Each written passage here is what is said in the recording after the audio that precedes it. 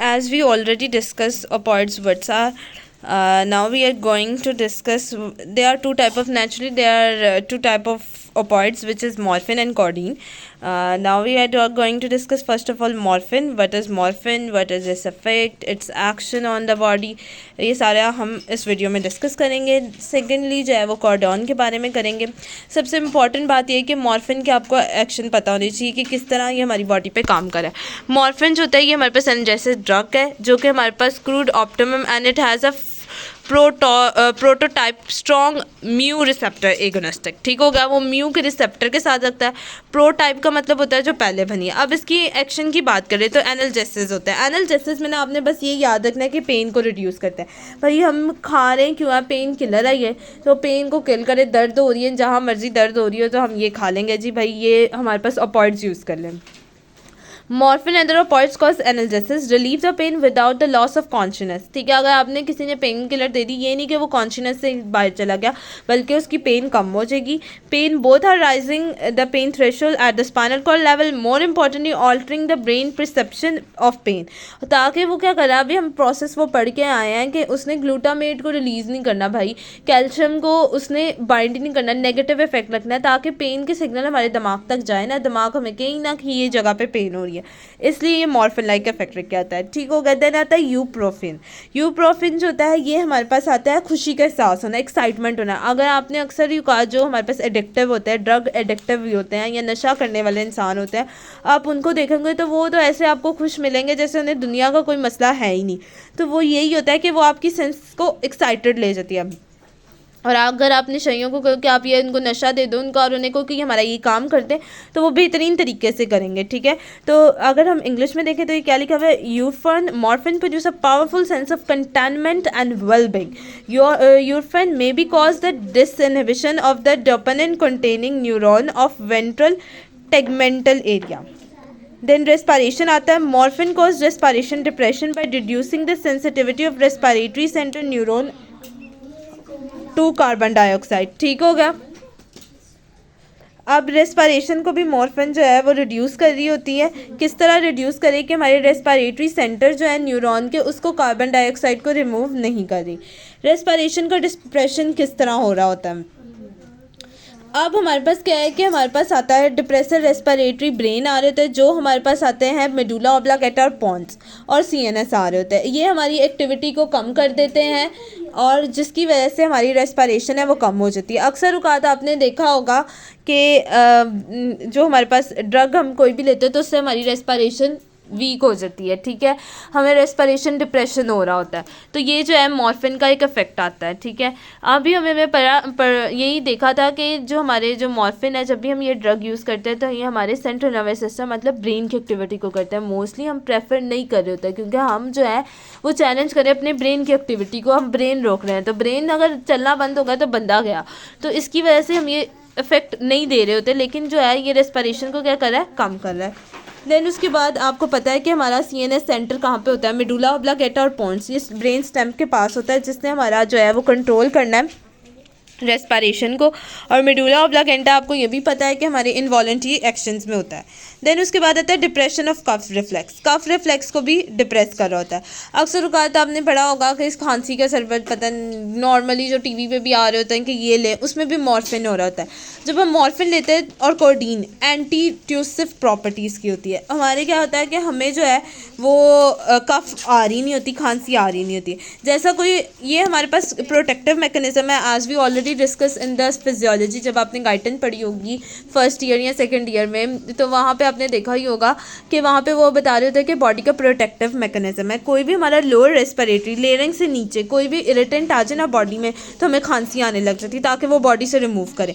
और अगर upper respiratory में आए तो आपको स्नीजिंग आने लगनी, छींकें आने लग जाती है, ताकि बॉडी उसको रिमूव करें. ठीक है, तो उसने कफिंग को भी डिप्रेस कर दिया. ठीक है, देन उसके बाद हमारे पास आ रहा होता है एमएस. एमएस हमारे पास जो आ रहा होता है वो हमारे पास क्या आ रही होती है, मॉर्फिन डायरेक्टली स्टिमुलेट करता है कीमो रिसेप्टर को. ट्रिगर जोन एरिया जो होता है पोस्ट्रम यानी मेडुला ऑब्लांगेटा, ये कॉज कर रहा होता है मॉर्फिंग।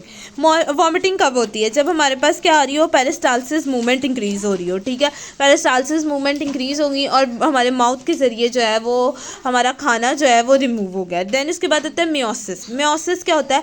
आपने कभी देखा होगा कि जब भी हम डॉक्टर के पास जाते हैं, कोई भी जाए तो वो ना फ़ौरन जो बंदे पेशेंट्स एक्चुअली जो बंदे हमारे पास कोमा में होते हैं, तो हमने जब उनको चेक करना होता है तो हम टॉर्च पकड़ते हैं और उनकी आइज़ में मारते हैं। उसका मतलब ये होता है कि हम देखते हैं कि प्यूपल कितना डायलेट हो रहा है। अगर प्यूपल डायलेट हो रहा है तो हम कहते हैं भाई ये बच्चे इसके बचने के चांसेस है, इसके रिफ्लेक्स हैं अभी। लेकिन अगर प्यूपल डायलाइट ना हो रहा और पेशेंट कोमा में हो तो फिर हम कहते हैं कि देयर इज़ लेस चांस कि सर्वाइव करे, इसने अब ये डेथ की तरफ प्रोसीड कर रहा है। तो प्यूपल की डायलेशन चेक कर रहे होते हैं। आप जब देखेंगे इन जो मॉर्फिन के स्टिमुलेटर होते हैं, ये जाके इनकी आपको प्यूपल इतनी डायलेट मिलेगी, ठीक है, इसे हम कहते हैं मियोसिस। जबकि मिडोसिस जो होता है ना कि कंस्ट्रिक्ट मिलना, ठीक है, नहीं सॉरी, मियोसिस होता है डायलेटेड मिलना, मिडोसिस जो होता है वो डायलेटेड मिलना और मियोसिस होता है कॉन्स्ट्रिक्ट। वही बात होगी कि ये कॉन्स्ट्रिक्ट मिलेगी मतलब सुकड़ी हुई मिलेगी मियोसिस में, ठीक है। देन उसके बाद जीआईटी ट्रैक आ जाता है। जीआईटी ट्रैक में हमने ये रखना है, हमारे मसल में कोई ना कोई टोन होती है, तो जब हम मॉर्फिन ले रहे हैं तो कॉन्स्ट्रिक्ट हो रहे हैं, कॉन्स्ट्रिक्ट हो रहे हैं तो डायरिया। अब देखो morphine in diarrhoea by decreasing the motility increase the tone of intestine circulatory smoothness और morphine also increase the tone of anal sphincter. Morphine हम अक्सर औकात डायरिया में ले रहे होते हैं। डायरिया कब होता है? जब मोशन लगे होते हैं। मोशन लगे होते हैं तो उसमें हमने ले लिया, क्योंकि उसने क्या की, अभी हमने पढ़ा इसका काम क्या, मसल को कॉन्स्ट्रिक्ट कर देना, मसल कॉन्स्ट्रिक्ट हो गए। जब आप मॉर्फिन ज़्यादा यूज़ कर ले तो आप कॉन्स्टिपेशन की तरफ चले जाते हैं, ठीक है, तो कॉन्स्टिपेशन हो जाती है मॉर्फिन ज़्यादा यूज़ करने से। अब आता है कार्डियोवास्कुलर। कार्डियोवास्कुलर में ये होता है कि मॉर्फिन मेजर इफेक्ट हमारा लेके आ रहे थे ब्लड प्रेशर और हार्ट रेट में, लो डोजेज में जब हम लेते हैं, ठीक है। ब्लड प्रेशर को और हार्ट रेट को किस तरह डिफरेंस करना है? ब्लड प्रेशर वो होता है कि जो प्रेशर वॉल ऑफ आर्टरीज पे लग रहा है, जो कि नॉर्मल होता है 120 से 80, जबकि हार्ट रेट होता है कि हार्ट के मसल कितनी दफ़ा बीट करे, रिलैक्स और कॉन्ट्रैक्ट हो रहे, 60 to 100 आ रहा था। Morphine has no major effect on the blood pressure on the heart of loaded with the large और हाइपरटेंशन बेरियकार्डिया में अकर। अगर आप ज़्यादा ले लो तो हाइपोटेंशन मतलब आपका बीपी कम हो गया, बेरियकार्डिया आपका हार्ट रेट कम हो गया, रेस्पिरेटरी डिप्रेशन हो गया, कार्बन डाइऑक्साइड रिटेन रही, सेरिब्रम वेसल डायलेट करेगी, सेरिब्रो फ्लूइड जो है सेरिब्रोस्पाइनल फ्लूइड का प्रेशर इंक्रीज हो गया। और ये कॉन्ट्रा इंडिकेशन होते हैं हेड ट्रॉमा और स्वेयर ब्रेन इंजरी में कॉन्ट्रा इंडिकेशन होती है। अब आता है कोडीन। कोडीन जो होते हैं वो हमारे पास क्या होते हैं? कोडीन ना हम हमेशा माइल्ड या मॉडरेट पेन, थोड़ी सी पेन हो रही तब दे रहे होते हैं, जिसमें हमारे पास मोस्ट कॉमनली एसिटामिनोफेन आ रहा होता है, जो कि हमारे पास पैनाडोल आ रही होती है, ठीक है, जो हम आम तौर पे खुद ही घर में यूज़ कर रहे होते हैं। कोडीन जो होती है नेचुरली अकरिंग ऑपॉइड्स है जो वीक एनाल्जेसिस है कंपेयर टू मॉर्फिन। ये माइल्ड और मॉडरेट पेन के लिए यूज़ हो रही है। कोडीन जो होता है वो कंबाइन करी थी एसिटामिनोफेन, मतलब पैनाडोल की ही टाइप होती है ना acetaminophen, for the management of pain. Codeine जो होती है वो एग्जिबिट कर रही होती है good antitussive activity at the dose that do not cause analgesia. अब इसकी ना कोडीन की दो काम होते हैं, एक होता है एंटी ट्यूसिव एक्टिविटी करना और दूसरा एनाल्जेसिस। एंटी ट्यूसिव ड्रग का मतलब वो वाली ड्रग होती है जो खांसी को रोके, कफ रिड्यूस, और एनाल्जेसिस जो होते हैं पेन किलर्स होते हैं, हाई डोज में ले रहे होते हैं।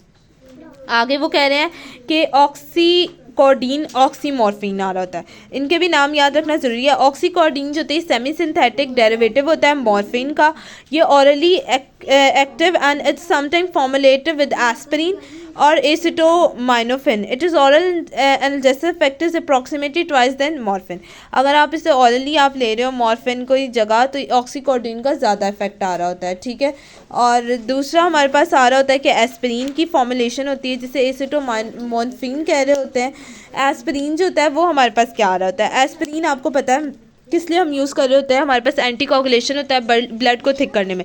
लोग जो होता है एस्पिरिन उठाते हैं, मतलब डिस्पिरिन उठाते हैं, लेने लग जाते हैं, जो कि हमारी बॉडी पे नेगेटिव इफेक्ट आ रहा होता है। अगर जो है फीमेल जो है मेंस्ट्रुएशन साइकिल के दौरान ये लें एस्पिरिन का यूज़ करें तो ब्लड का फ्लो ज़्यादा होगा, ठीक है, मेंस्ट्रुएशन साइकिल में, क्योंकि ये ब्लड को क्या कर रहा है? थिन कर रहा है। जब ब्लड थिन हो रहा है तो ब्लीडिंग ज़्यादा होगी, तो एस्पिरिन अवॉइड करनी चाहिए। ये जो होता है वो हम हार्ट के पेशेंट में मोस्टली रिकमेंडेडली दे रहे होते हैं कि हार्ट के जो पेशेंट होते हैं उनको दे रहे होते हैं, ठीक है। ये एस्पिरिन का कुछ आ गया। ऑक्सीमॉर्फिन की बात करें तो ये सेमी सिंथेटिक ऑपॉइड होती है जो गिफ्ट पेरेंटरी दे रहे होते हैं, और it is approximately 10 time more potence than morphine. 10 time more potence होती है मॉर्फिन से। ऑरल फॉर्मुलेशन इसकी लो रिलेटिव पोटेंसी होती है, और ये ऑरली मॉर्फिन दे रहे होते हैं। ऑक्सीमॉर्फिन जो होता है इमीडिएट एक्टिंग भी रख रहा होता है, एक्सटेंड रिलीज ऑरल फॉर्मुलेशन। अगर आपने पिछले वीडियो देखी तो हमने उसमें डिटेल में डिस्कस किया क्या है कि इमीडिएट एक्टिंग हो रही है तो एक्सटेंड रिलीज हो रहा होता है formulation. What are opioids? Opioids की बात में फिर आ जाता है हाइड्रोमॉर्फिन और हाइड्रोकोडीन। हाइड्रोमॉर्फिन जो और हाइड्रोकोडीन होती है ऑरली एक्टिव होती है, सेमी सिंथेटिक होती है। Analogues with the morphine and codeine respectively, ठीक है, मतलब ऑरली एक्टिव है। ऑरल हाइड्रोमॉर्फिन जो होता है ये 8 टाइम मोर पोटेंशियल होती है इसकी देन मॉर्फिन। ये प्रेफरेबली मॉर्फिन पेशेंट में कर रहे होते हैं जिनके अंदर रेनल डिसफंक्शन होता है ना, तो उनको हम ज़्यादातर हाइड्रोमॉर्फिन दे रहे होते हैं। रेनल किडनी का इशू होता है, अक्सर डायलिसिस के पेशेंट आ रहे होते हैं तो उसमें हम हाइड्रोमॉर्फिन रिकमेंड कर रहे होते हैं क्योंकि ये एकोमुलेट नहीं होती और एक्टिव मेटाबॉलिज्म हो रही होती है। हाइड्रोकोडीन की बात करें तो मिथाइल ईथर आता है और हाइड्रोमॉर्फिन आता है। ये वीक एनाल्जेसिस होते हैं। हाइड्रोमॉर्फिन ये ऑरली इंजेक्ट कर रहे होते हैं, ये इसकी कंपेरेटिवली इफेक्ट ज़्यादा आ रहा होता है। ये एजेंट जो होते हैं एसिटोमॉर्फिन और इब्रोफिन जो होता है ब्रूफिन होता है। आपने देखा होगा छोटे बच्चे जो होते हैं उनको फ़ौरन ही हम ब्रूफिन दे देते हैं बुखार वगैरह हो, तो वो भी हमारे पास एनसेड्स में ही आ रहा होता है, non steroid anti inflammatory drugs में आ रहा होता है, ठीक है, ये हम दे रहे होते हैं। देन उसके बाद agent is often combined with estromorphine and ibuprofen and treat moderate severe pain. Moderate pain के लिए भी अक्सर ब्रूफिन बच्चों को दे रहे होते हैं छोटे, और एंटीट्यूसिव प्रॉपर्टी के लिए भी होता है, मतलब खांसी भी लगे तो ब्रूफिन ही हम दे रहे होते हैं। फेंटानिलीन आ रहा था। फेंटानिलीन जो होता है सिंथेटिक केमिकल रिलेटेड मेरीफ्रिन होता है, और ये जो होता है 100 फोल्ड एनाल्जेसिस पोटेंसी होती है मॉर्फिन की, और यूज़ हो रही होती है एनेस्थीसिया में।